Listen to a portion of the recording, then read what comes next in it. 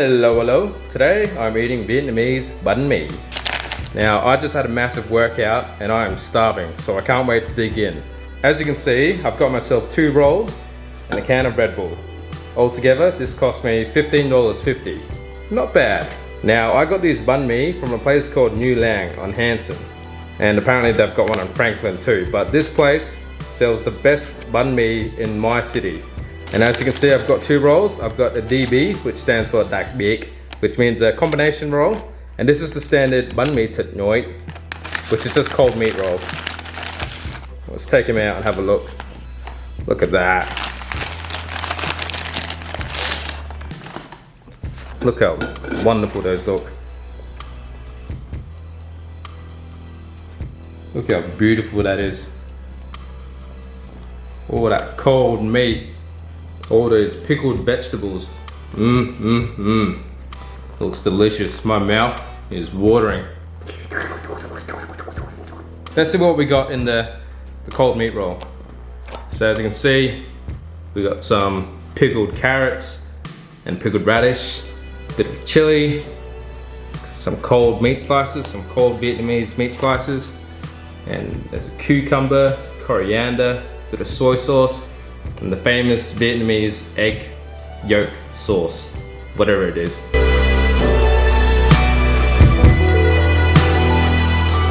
And here we have the Banh Mi Dặc Biệt, which is the combination bread roll. So it's essentially the cold meat roll, but it's also got sliced nam, which is like a special Vietnamese meat. And I believe there are some grilled chicken as well. There we are, grilled chicken, crispy pork belly. Enough talk, let's just dig in.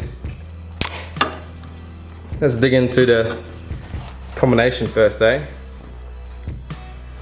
Oh yeah.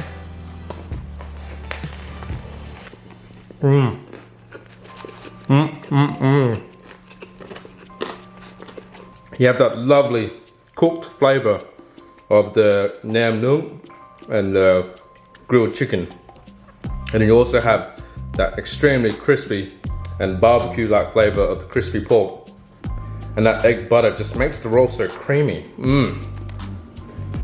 The bread is really crunchy on the outside, but it's also soft on the inside. Món này ngon quá. Let's look how colorful it is. This whole bread roll pretty much just melts in your mouth, which is what makes it so good.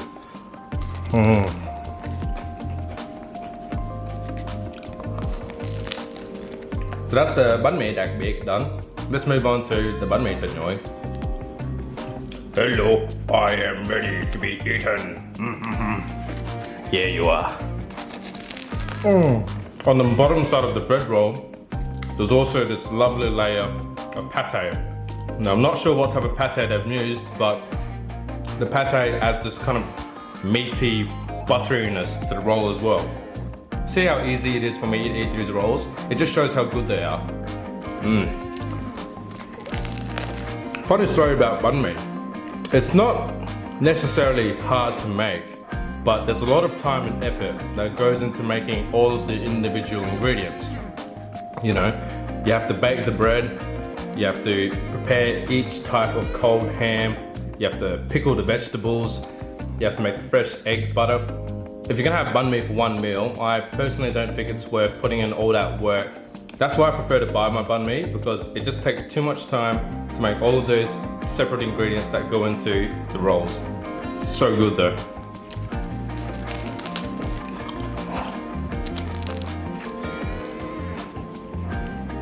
So now I'm starting to get full. Now the awesome thing about banh mi is that it leaves you full, but it doesn't leave you feeling heavy like burgers or the other type of fast food. It actually kind of leaves you feeling quite light, which is what's great about it. Such a good food. Thanks for watching, and I'll see you next time.